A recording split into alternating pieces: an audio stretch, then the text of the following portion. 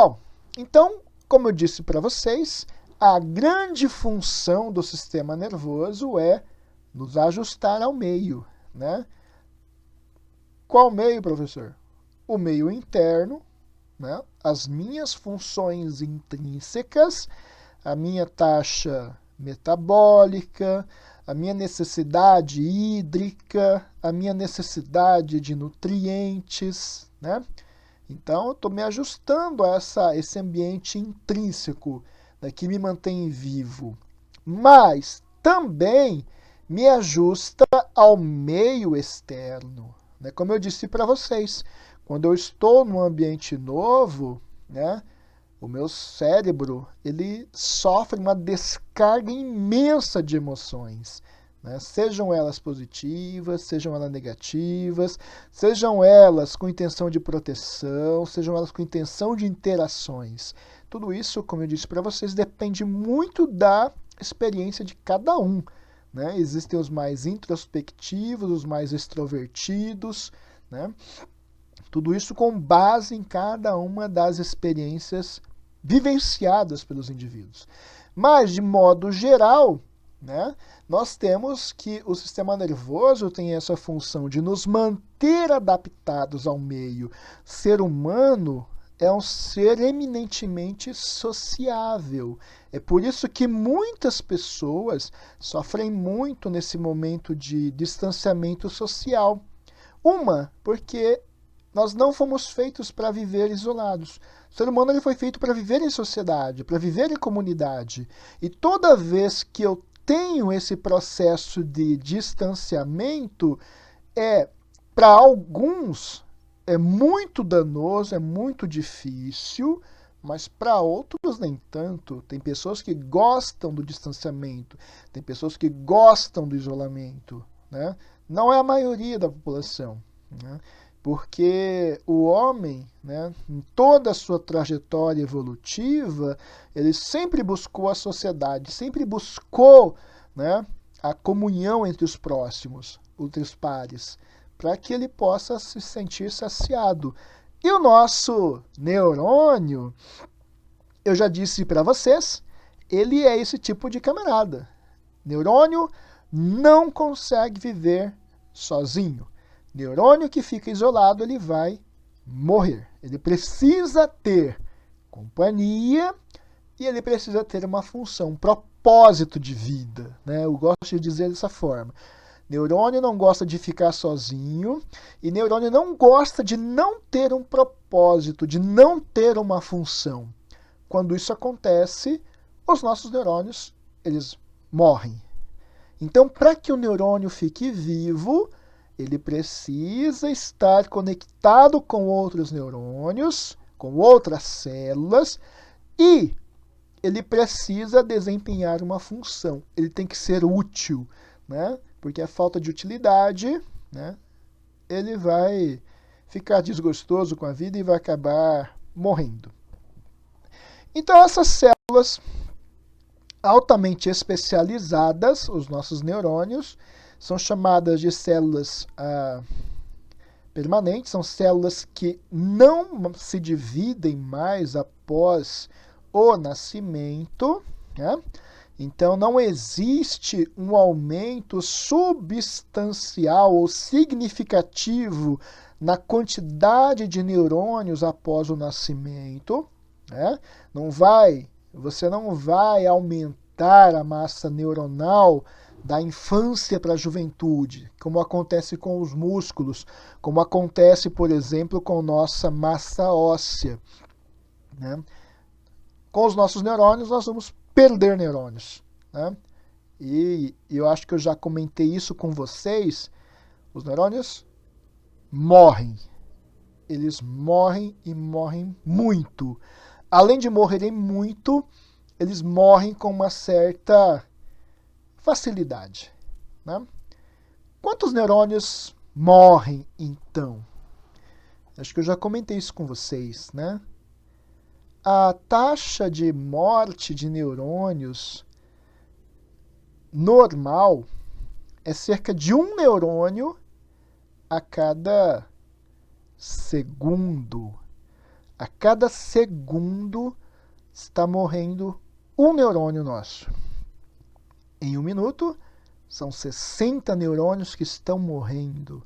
Imagine isso no final de um dia, no final de uma semana, de um ano, de décadas. E aí você chega a pensar assim, poxa, se os neurônios estão morrendo, quando eu ficar muito velho, o meu cérebro vai ser menor, então? E aí? Qual a resposta para essa pergunta? Será que o cérebro vai encolher? O cérebro, com o processo de envelhecimento, ele vai realmente sofrer um processo de atrofia. Ele vai reduzir o seu tamanho. Muito porque nós vamos ter muitas perdas neuronais. Muitos neurônios vão morrer, né? E aí, 1 neurônio por segundo é uma taxa normal, mas isso pode aumentar. Por exemplo, o estresse, né? Ele aumenta muito a perda de neurônios. A depressão aumenta muito a perda de neurônio. O uso de drogas, de álcool em excesso, cafeína em excesso, também levam à morte de neurônios. Então, os neurônios, eles morrem, né? Morrem muitos neurônios. E eles morrem por um processo chamado de apoptose. Nós vamos ver isso mais para frente. Mas a todo momento os nossos neurônios estão morrendo. O que previne a morte dos neurônios, então? O que vai evitar que o seu neurônio morra é você dar uma função para ele. Toda vez que você tem uma informação nova, não precisa ser um conhecimento técnico, não precisa ser um conhecimento profissionalizante. Eu conhecer uma pessoa nova, por exemplo, é um conhecimento novo, é uma informação nova.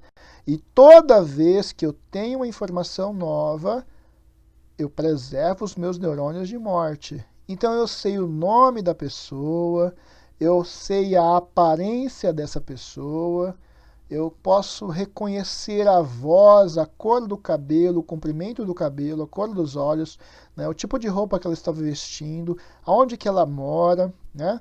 Então todas essas informações novas são informações que fazem com que o nosso neurônio viva, né? Mas ele vai viver para sempre? Logicamente que não. Se essa pessoa que você conheceu foi um conhecimento momentâneo e rápido, essa informação ela vai enfraquecendo, ela vai perdendo força e depois de um tempo ela some, né? Quer dizer o quê? Quando essa informação some, que você esquece, lembra que eu disse para vocês, a maior dádiva do sistema nervoso não é lembrar de tudo, mas é poder esquecer de muita coisa. Esquecer de traumas, de eventos tristes, esquecer de eventos que não nos são importantes, né? Então, esse esquecimento é importante para nós.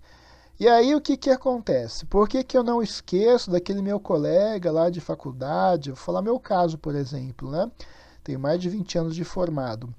Então, eu sei dos meus amigos de faculdade, onde eles moravam, o que faziam, mesmo que eu não lembre disso diariamente, mas quando eu vejo, as informações elas vão surgindo, elas vão sendo reativadas. Porque essa informação caiu numa memória de longa duração. E essa memória de longa duração, ela precisa ser trabalhada, ela precisa ser reforçada, né? Se você só assistir a aula, né, uma única vez, né, amanhã você vai se lembrar muito pouco daquilo que foi falado hoje. Depois de 2 dias, você vai lembrar menos de 50% do que foi falado. Depois de 5 dias, você vai se lembrar cerca de 10 a 15% dessa aula. Isso é um processo natural, né? Por isso que existe a necessidade de você trabalhar com a memória. Trabalhar como? né? Revisando os conteúdos, né? Toda vez que você encontra com essa pessoa nova, né, você vai reforçar a sua memória. Se você vai aprender a tocar um instrumento musical, o treino leva à perfeição. Já viram isso? Ou seja, toda vez que eu estou treinando, eu estou reforçando a minha memória, reforçando as minhas sinapses. E isso é importante, né? Essa tem essa importância fundamental para o estabelecimento e o fortalecimento dessa nossa memória, né? Então, tudo isso é muito importante, que vocês façam essas revisões, que vocês criem estratégias de recordar de maneira mais substancial, né, aquilo que está sendo aprendido. O ato de você estudar com música, muitas vezes ela é vista como... alguns estudiosos dizem que é benéfico e muitos outros dizem que não é. Desde que essa música não tenha letra, né, seja apenas melódica, tem uma melodia lá com instrumentos. Por que ela não pode ter letra? Porque se ela tiver uma letra, tiver uma canção, né, você vai ficar lembrando da canção. Se é uma pessoa que te marcou, que você gosta, que te faz lembrar de um lugar, você vai lembrar do lugar. Essa música te evoca memórias, né, de locais que você vivenciou e não daquilo que você está estudando propriamente dito. É por isso que existe muito cuidado em você estudar com música, né? Porque apesar de você estar, digamos, mais relaxado, pode ser que o que está sendo gravado não é o conteúdo propriamente, mas você está reforçando uma memória de um evento que se passou na sua vida, né, de algo que foi importante, muito mais importante do que falar de neurônio, por exemplo, né? Eu lembrei daquela pessoa que é bonita, que eu gosto, que marcou. Então, tudo isso é relacionado com as nossas experiências de vida. Tudo bem? Bom, se os nossos neurônios são tão importantes assim, e eles não se multiplicam, não se dividem mais após o nascimento, então nós temos que protegê-lo, né? Por isso surgiu um processo chamado de centralização do sistema nervoso. Ou seja, o que ocorreu com o sistema nervoso? O que é essa centralização? Vamos observar no próximo slide. Nos seres, nos invertebrados, como por exemplo nos octopus, né, nos polvos, lula, os neurônios estão localizados na periferia dos tentáculos, justamente para sentir o ambiente, ter uma resposta muito rápida, né? Então, esses neurônios são periféricos e mais superficiais. Agora, já imaginaram se os nossos neurônios estivessem na nossa pele? Se os nossos neurônios estivessem superficiais, primeiro, é uma célula altamente especializada. Segundo, não se dividem mais após o nascimento. Terceiro, se morrerem muitos, nós vamos ficar com um déficit de neurônios muito importantes.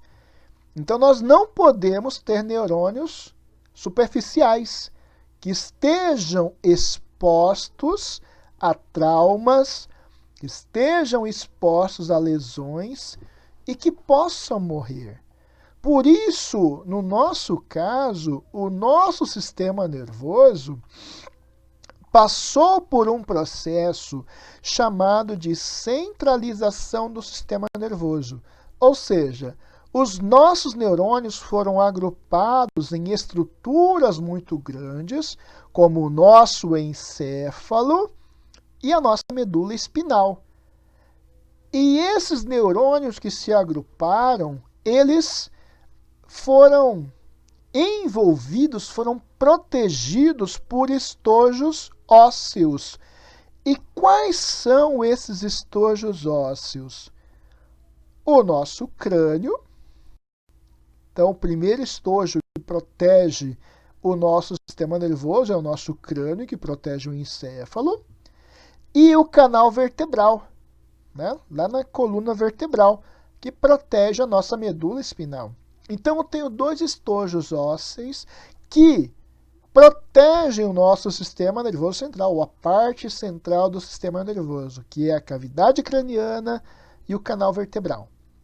Então, esses nossos neurônios, eles ficam protegidos, né? Eles ficam guardados ali. Isso não quer dizer que eles não sofram lesões, eles sofrem lesões. Se tiver um golpe direto, um traumatismo direto no crânio, na coluna vertebral, pode levar a uma lesão neuronal, né?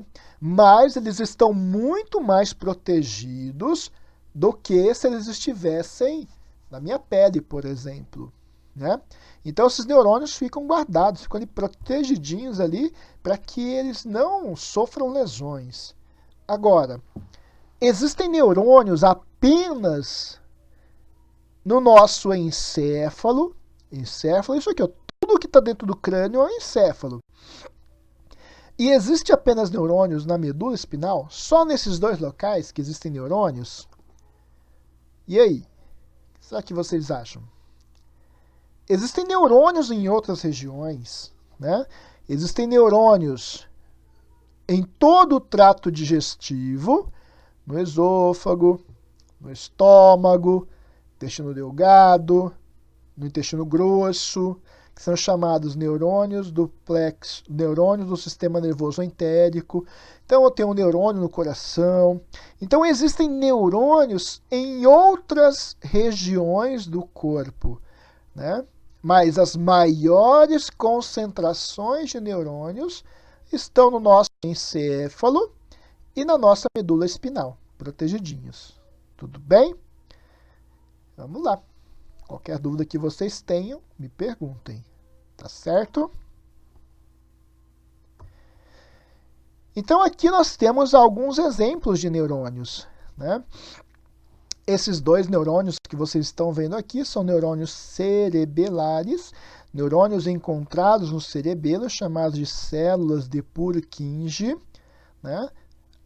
O Purkinje não é aquelas fibras encontradas no coração, mas são neurônios encontrados no cerebelo que possuem uma alta ramificação, por isso são chamados de células de Purkinje.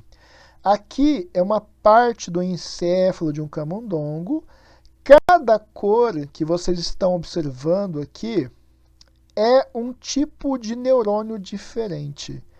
Cada coloração é um tipo de neurônio, ou seja, um neurônio que produz um determinado neurotransmissor. Então, foi feita aqui uma técnica chamada de imunohistoquímica, na qual os anticorpos reagem com determinadas proteínas produzidas por esses neurônios e existe um cromatóforo, existe um anticorpo com cor, que possui uma cor, uma luminescência, e que reage à luz polarizada, né? E nos dá essa imagem de neurônios de cores diferentes. Cada cor é um tipo de neurônio que executa uma determinada função. Então, vejam, numa mesma região do sistema nervoso, existem inúmeros tipos de neurônios que desempenham inúmeras funções, né?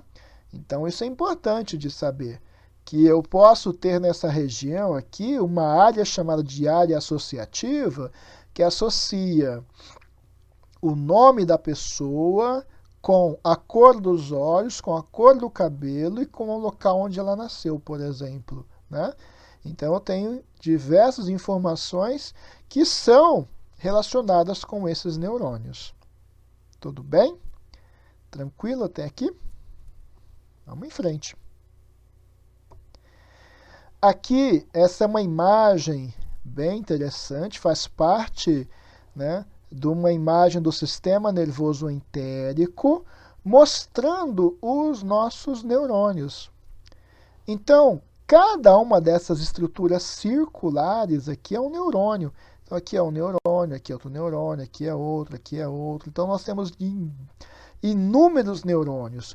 E esses neurônios, então, estão no nosso intestino, né? Regulando todos os processos relacionados ao intestino, regulando a secreção, regulando a motilidade intestinal, regulando a absorção de nutrientes.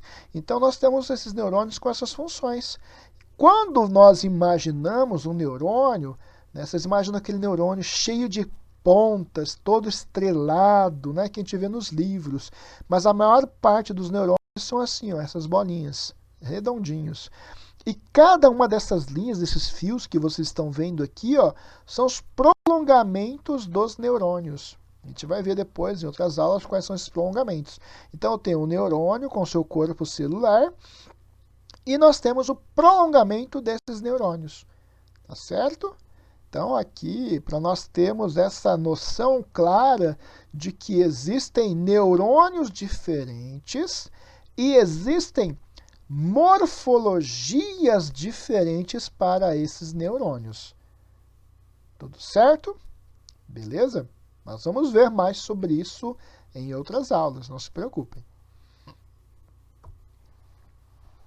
Então, quando nós falamos em um neurônio, nós imaginamos um neurônio como esse aqui, parecendo um sol, né, uma estrela. Então, tem um neurônio com vários prolongamentos, né?